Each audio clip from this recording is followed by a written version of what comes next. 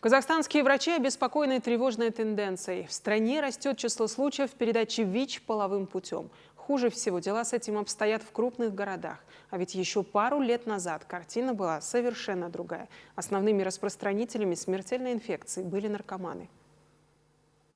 Почти 78% ВИЧ-инфицированных в Казахстане заражаются половым путем. Если за прошлый год в Актюбинской области выявили больше 50 новых случаев, то в этом уже 68 в возрасте от 20 до 40 лет. Из них мужчин 52, женщин 16, двое иностранцы. Медиков настораживает, что сейчас преобладает именно половой путь заражения. Это говорит о том, что вирус циркулирует среди общего населения, потому что раньше был парентеральный путь именно среди потребителей инъекционных наркотиков.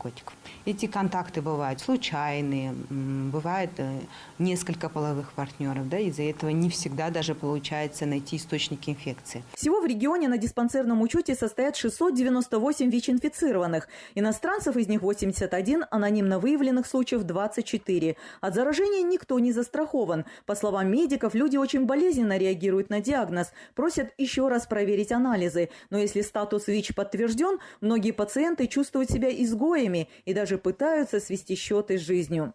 Человек старается как-то отторгнуть это, воспринимает это как наказание какое-то, что почему не какая-нибудь там соседка, которая ведет неаморальный образ жизни, почему именно он, который не этот случайно.